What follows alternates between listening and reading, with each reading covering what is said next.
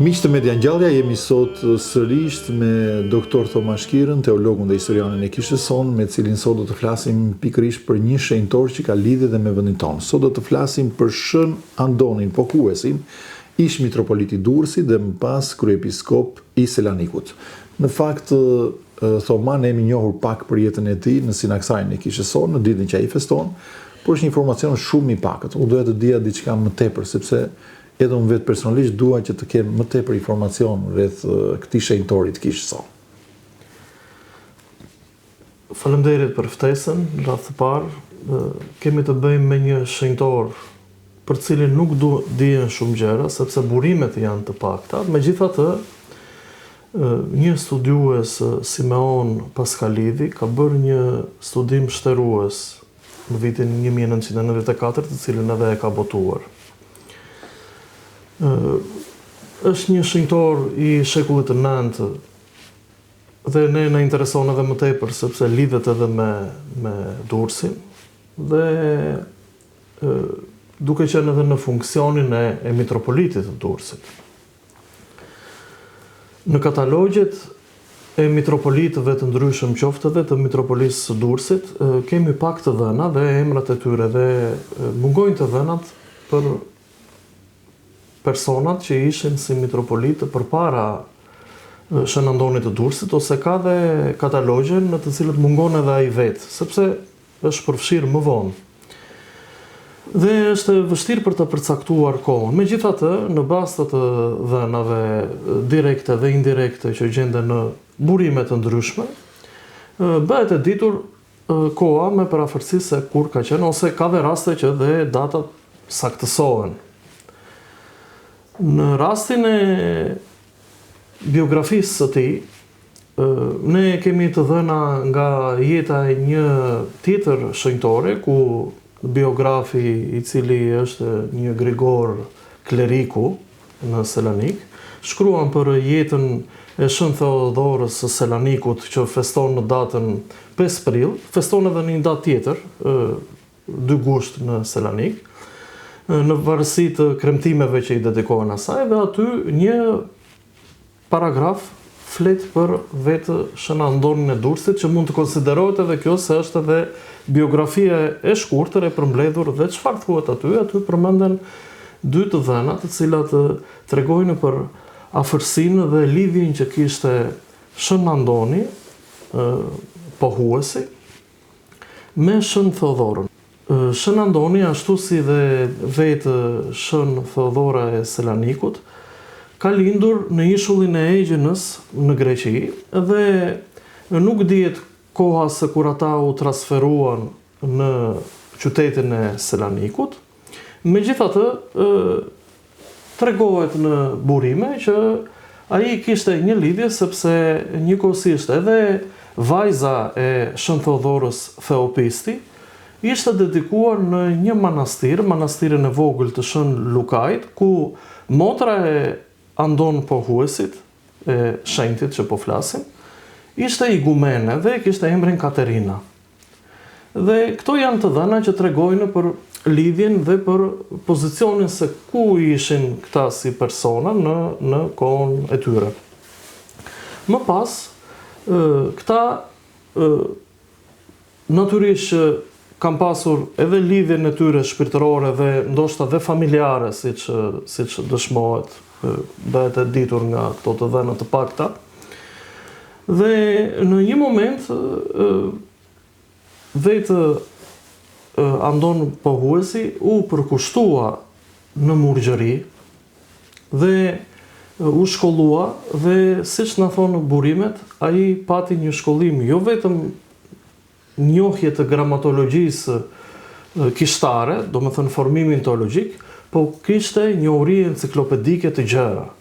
Do më thënë, kemi të bëjmë me një person i cili ishte i formuar dhe njohës i mirë, ju përkushtua Zotit duke ja dedikuar jetën në rangun murgjëror, si një murg, dhe biografi përmend se arsyeja që ai u zgjodh mitropoliti i Durrësit ishte se formimi i tij enciklopedik Dhe njohurit e tij kishtare e bën atë të pajisur me një armatë të shpjegimit të drejtë të vërtetave të besimit të doktrinës ortodokse në atë periudhë kur ishte faza e dytë e ikonoklazmës, sepse kemi të bëjmë me një periudhë të ikonoklazmës që kishte nisur që më herët, por në rastin e tij kemi periudhën e dytë që fillon rreth vitit 815.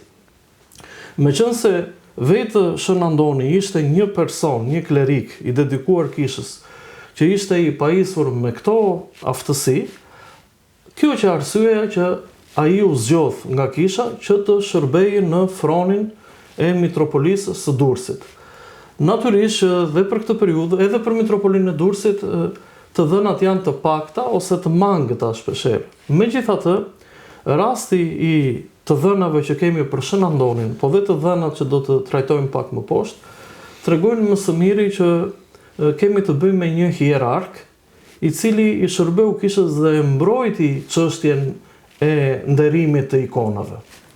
Dhe ishte edhe një nga personat që ishte u bë pjesë e dëgjuare e kohës. Pra ka qenë një nga këta etrit që përbënin atë plejadën e mbrojtjes ikonave. Po, ishte tek mitropolitët të cilët i mbronin ikonat. Janë dy letra. Prandaj quhet dhe pohuesi, por do ta flasim domethënë se si e pohoi besimin e tij që dhe mori dhe titullin pohues sepse vuajti dhe për këtë mbrojtje të doktrinës së nderimit të ikonave. Dhe dy janë të dhënat që na interesojnë dhe që lidhen edhe drejt për drejt kur ai ishte dhe mitropoliti i Durrësit, që e tregojnë në këtë periudhë. E para lidhet me dy letra që Oshenar Theodor Studiti, të cilin e njohim si Shën Theodor Studiti, pranë një manastiri të studitëve në Konstantinopoj, që është një nga manastiret më të dëgjuar për mbrojtjen që i ka bërë besimit edhe për kontributet kishtare në vendin aty ku ishte dhe për të gjithë ortodoksin. Vetë Oshenar Theodor Studiti, që është një nga figurat kryesore të mbrojtjes së nderimit ndaj ikonave, kur shumë të tjerë luftonin dhe i thyenin ikonat, prandaj dhe quhet dhe periudha e ikonoklazmës, ata që thyenin ikonat. Kjo figurë kishte njohje personale me Shën Andonin e Durrësit tashmë, por që herët kur ai ishte internuar në qytetin e Selanikut, Oshenar Theodor Studiti, në vitin 897. Pra, njohja e tyre ishte e hershme dhe letra e parë, që është para vitit 815, na tregon edhe kohën kur ai ishte e sigurt që ishte mitropolit, ishte që para dhe kësaj date, na tregon këtë të dhënë, thotë që dhe i drejtohet Oshenar Theodor Studiti i drejtohet si mitropoliti i Durrësit, i drejtohet duke ju shprehur që është Andoni i Durrësit. Shprehmisht e shkruar aty. Stili i ngrohtë dhe i afërt që ai shkruan në të dyja letrat tregon komunikimin e tyre si dy persona të kishës, klerike dhe mbrojtës të çështjes së ikonave. Dhe njëkohësisht edhe letra e dytë është në vitin 826 dhe shumë pak kohë më pas, domethënë është rreth majit dhe nëntorit të vitit 826 dhe në muajin nëntor të këtij viti ndroi jetë edhe Oshenar Theodor Studiti, që siç thashë kemi dhe shenjtë të kishës. Këto dy letra, vetë Oshenar Theodori Studiti i drejtohet me shumë nderim dhe respekt mitropolitit të Durrësit në atë kohë Andonit. Dhe kjo është një e dhënë që vërteton më së miri edhe kohën kur ai ishte aty, por edhe komunikimin dhe aktivitetin më shumë që kishte të bënte me dëshminë e besimit. Gjithashtu kemi një tjetër të dhënë që është e dyta, që lidhet me një informacion indirekt nga një letër tjetër ku Oshenar Thodor Studiti ja dërgon Murg Dionisit në atë kohë dhe aty përmendet se mori udhëzimet e vlefshme të mbrojtjes së besimit të hierësisë së mitropolitit të Andonit të Durrësit. Domethënë përmend edhe pozicionin e tij kishtar, shpirtëror. Këto janë të dhëna interesante që lidhen me të dhe mirë, po çfarë ndodhi me jetën e Shën Andonit? Në kohën kur ai ishte mitropoliti i Durrësit, në hipjen në fron të një perandori ikonothyes ose që ishte kundër ikonave, Leonit të pestë Armenit, ju desh Shën Andonit që të pohonte besimin e tij edhe pro ikonave përpara heretikëve që nuk i pranonin ikonat dhe në sy të perandorit. Kjo gjë që u tregua e guximshme dhe meqense perandori ishte kundër qëndrimit të vërtetë të besimit ortodoks, e torturoi në mënyrë shnjërzore mitropolitin e Durrësit Andonin dhe e internoi. Dhe ky është shkaku dhe kjo torturë bëri që të tronditej shëndeti i tij.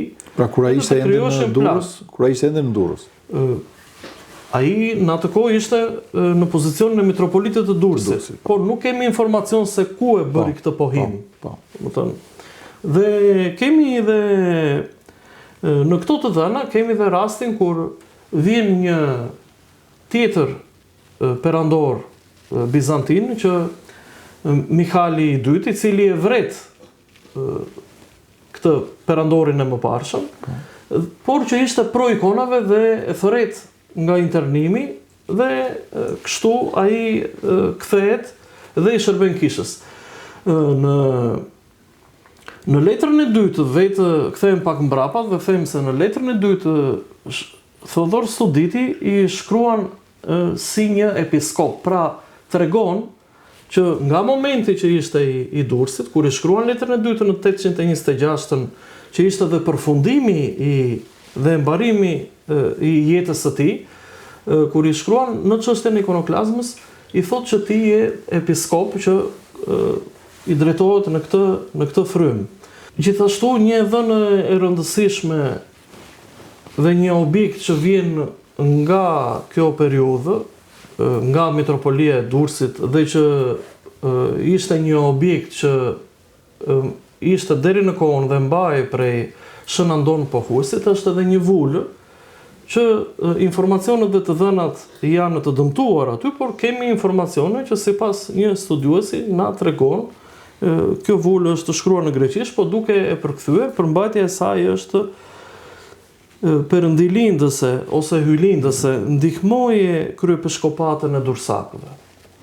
Më thënë, kjo ishte një vulë që është e shekullit të 8-9, që vetë mitropoliti i Durrësit, dhe kjo është një edhe në mjaft me rëndësi për të treguar dhe për të dëshmuar edhe këto të dhëna të mëparshme, të cilat tregojnë për Shën Andon pohuesin ose homologjetin. Dhe fakti që ky shenjtor, ky hierark, në kohën kur i shërbente kishës, për shkak të pohimit të besimit ai u torturua, prandaj dhe ai quhet dhe pohues. Pra të gjithë ata që kaluan nën tortura, por që nuk u martirizuan në fund, nuk patën një fund martirik në fund të torturave të tyre, nuk u dha urdhër për t'u ekzekutuar, por u internuan ose u lanë të lirë, të gjithë këta bëjnë pjesë në kategorinë e pohuesve ose të homologjetëve, siç thëritet edhe Shën Andon pohuesi. Gjithashtu kemi edhe momentin ose pjesën e fundit të jetës së tij, që kemi të bëjmë me rastin kur ai pas kthimit nga internimi, që kjo ka ndodhur rreth vitit 820 si moment, dhe në kohën kur ipi në front, domethënë perandori i dytë që ne folëm, Mikhaili i dytë, dhe ai qëndroi për 2 dekada dhe më pas e shohim në fundin e jetës Shënandon Pohuesin që të marrë pozicionin shpirtëror të kryepiskopit të Selanikut. Dhe na thuan të dhënat e biografit se ai kur ipi në fronin e Selanikut qëndroi për një kohë shumë të shkurtër. Nuk arriti dot as të përmbushte nevojat liturgjike si kryepiskopi i Selanikut. Dhe arriti vetëm që të hierotoniste vetëm një klerik. Dhe më pas ai vdiq, ndroi jetë. Edhe për shkak të vuajtjeve dhe të plagëve që ai kishte marrë prej kohësh, por që natyrisht shëndeti i tij nuk është se e kishte marrë veten, domethënë pas atyre torturave që kishin ndodhur dhe vuajtjeve që kishte hequr për të pohuar këtë besim. Dhe kjo për sa i përket fundit të jetës së tij. Merret dhe varoset në trupi i tij, varoset në një paraklis ku varoseshin personalitetet të kishës edhe të jetës politike të asaj kohe në qytetin e Selanikut, që është pranë kishës së Shën Dimitrit, që është dhe katedralja e Shën Dimitrit, që është e njohur në Selanik. Është aty, gjendet aty, Lipsani? Aty është varosur. Pa. Dhe çfarë, kemi një fenomen që tregohet edhe, dëshmohet edhe shenjtëria e tij. Dhe kjo është një dhënë që është përmendur vonë nga një burim i shekullit të 15, domethënë nga shekulli i 9 kalojmë në shekullin e 15. Po. Kjo edhe na tregon që kur ishte i varosur aty, pas 46 vjetësh, pasuesi i fronit të kryepiskopatës së Selanikut, që ishte Metodi, kishte ndruar jetë dhe bashkësia e krishtere e Selanikut mendoi kisha që ta varoste brenda në varin ku ishte varosur kryepiskopi më i mëparshëm, që ishte Shënandon Pohuesi, kryepiskopi i Selanikut. Dhe kur shkoi që ta varoste aty dhe hapi varin, panë që trupi i tij ishte i paprishur. Dhe kjo është një cilësi dhe një dëshmi e shenjtërisë së tij, dhe që tregon praninë e Shpirtit të Shenjtë, por që përligj njëkohësisht edhe gjithë përpjekjen e tij shpirtërore në mbrojtje të besimit të vërtet. Domethënë Perëndia e shpërbleu, dhe kjo mosprishje e trupit të tij ka si mbështetje teologjike paprishmërinë dhe përsosmërinë e trupit të Krishtit kur u ngjall. Prandaj, siç e dim, që trupi i Krishtit ishte i përsosur, trupi pas ngjalljes, po themi. Që nuk kishte nevojë as të ushqej, as të ante, nuk kishte nevojë, por ishte shenjtëruar, sepse ishte i bashkuar edhe me natyrën ujnore të Krishtit. Dhe kjo teologji, dhe meqense Krishti ka shenjtëruar gjithë natyrën njerëzore, kështu që lejon që me shenjtorët e tij, si dhe në rastin e Shënandon Pohuesit, ti i japë këtë cilësi për të treguar që ky është besimi i vërtetë i krishterë, që dëshmohet në shekuj. Kjo gjë bëri shumë përshtypje tek kisha, pavarësisht se ishte i njohur fenomeni i paprishmërisë së trupave të shenjtorëve, dhe sidomos për shenjtorët që kanë hequr dhe kanë vuajtur në periudhën e ikonoklazmës, që ishte një periudhë shumë e ashpër, shumë e egër, që si thua kujtoi edhe për ndjekjet e hershme të kishës të shekujve të parë. E njëjtë, si në kohën e Neronit. Dhe që aty nisi dhe termi si martirë ose shenjtorë që kanë vuajtur martirë të rinj në përkohën e tyre, domethënë. domethënë kemi një, megjithatë, hiri i Perëndisë dhe që është i pranishëm në shenjtorët e tij, sepse dhe kisha, kuptimi i kishës është kjo që shoqëria e shenjtorëve. Meqense kemi këtë personalitet kishtar dhe një figurë që komunikonte me figurat e kohës për sa i përket mbrojtjes së besimit dhe vuri gjithë potencialin e tij intelektual, shpirtëror në mbrojtje të besimit dhe vuajtjen dhe sakrifikoi dhe jetën e tij, gjithë jetën e tij për këtë gjë, duke i dedikuar tërësisht kishës. Kjo gjë u shpërblye, po e themi me terma njerëzor, prej Perëndisë që ai të tregohet si një shenjtë i kësaj kategorie. Dhe kemi dhe raste të shenjtorëve që kemi trup të paprishur, si Shën Spiridonin, që ndodhet lipsani i tij në Korfuz, që e kemi trajtuar edhe herë tjetër këtu në emisionin ton, po edhe Shën Theodora e Selanikut që bën fjalë dhe ajo trupi i saj nuk ishte prishur. Pra, kjo është një moment që tregon edhe që lidhet direkt edhe si një dukje për kishën, që ai është pranë Perëndisë dhe është i lumur dhe gëzon pranë Perëndisë. Gjithashtu, janë bërë edhe më vonë gërmime arkeologjike dhe janë gjetur edhe varre të tjera, sepse siç thash aty shërbente pranë bazilikës së Selanikut edhe varre të tjera të personave të kishës ose të Selanikut që varroseshin aty, dhe që vetë kisha duke pasur këto të dhëna e renditi në kalendarin e saj dhe në sinaksar Shën Andon Pohuesin si një shenjtë që i ka shërbyer kishës dhe që edhe një shenjtë i bashkëkohor i kohëve tona, Shën Gjerasim Mikrajananiti që është nga Dhuvjani i Sarandës, i cili ka ndruar jetë në vitin 1991 në malin e shenjtës si prift murg.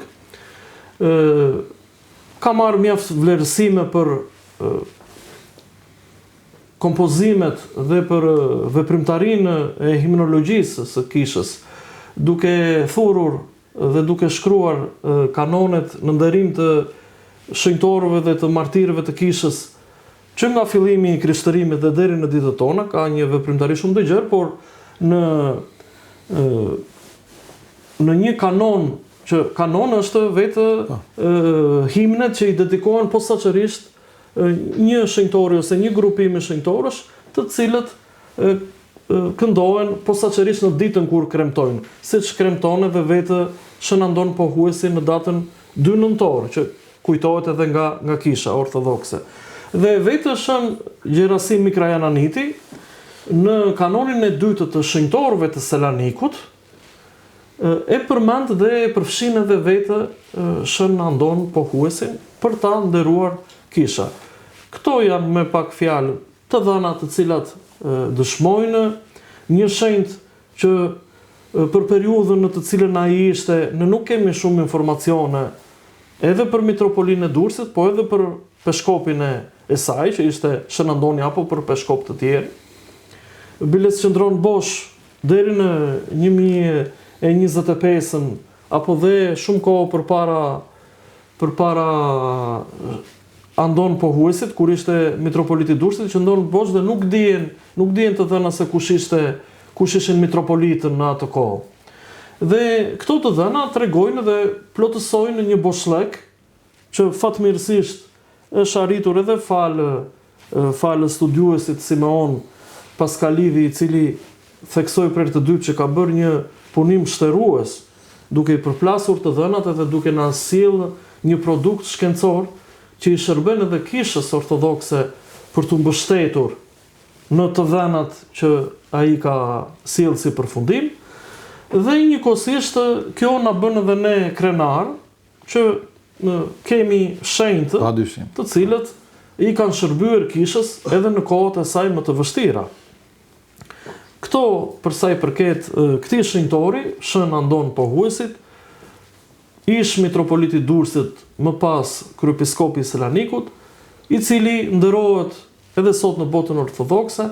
Kemi njëkohësisht në kishën metropolitane të Shën Grigor Pallamajt në Selanik një ikonë bashkëkohore të paraqitjes së bust të portretit të tij, të Shën Andonit, dhe njëkohësisht ky shenjë nderohet njëkohësisht edhe nga dursakët vetë që e kanë edhe më afër. Te kisha Shën Grigor Pallamajt gjendet ikona dhe portreti busti i Shën Andonit.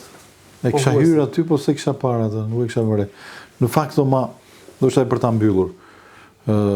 Kam në duar një dispensër të shenjtorëve i lirë, shenjtorëve të Shqipërisë, që e ka përpunuar edhe folunduria e tij kryepiskopi Joan. Kemi në një tentativë që mund të kemi në një botim në të ardhmen të shenjtorëve që kanë kontribuar për vendin tonë. Besoj se do të shumë e rëndësishme edhe kjo gjë. Natyrisht janë përgatitur disa materiale të cilat i pari që është marrë me shenjtorët është kryepiskopi i tanishëm, folumturia e tij Mzot Joani, dhe më pas janë bërë edhe disa materiale të tjera, të cilat janë të pabotuara, janë në funksion, por megjithatë është e nevojshme, siç edhe thoni, që të bëhet një botim i cili të përfshijë të gjithë këta shenjtorë që janë figura dhe që kanë luajtur një rol për kishën, edhe që lidhen njëkohësisht edhe direkt ose indirekt me vendin tonë. Dhe prandaj dhe qëllimi i realizimit të këtyre emisioneve që janë shumë të bukura, është ky, që me qëllim që të shpërndajë dhe të bëjë të njohur, e të frymëzojnë këto shembuj. Po janë shembuj imitimi dhe janë model për secilin do të krishterë. Ma unë ju falenderoj që sa herë që vini këtu në radion tonë, na sillni informacione që janë shumë të dobishme, por edhe autentike dhe që rrallë i gjen, vështirë të gjesh. Miqtë Media Ngjelle ishim me doktor Tomash Kirën, teologun dhe historianin e kishës sonë, me të cilin folëm pikërisht për Shën Andon Pohuesin, ish mitropoliti Durrësit, pra i qytetit të Durrësit, dhe më pas si kryepiskop i Selanikut. Miru dëgjofshim dhe miru takofshim në emisionet tjera. Faleminderit. Faleminderit.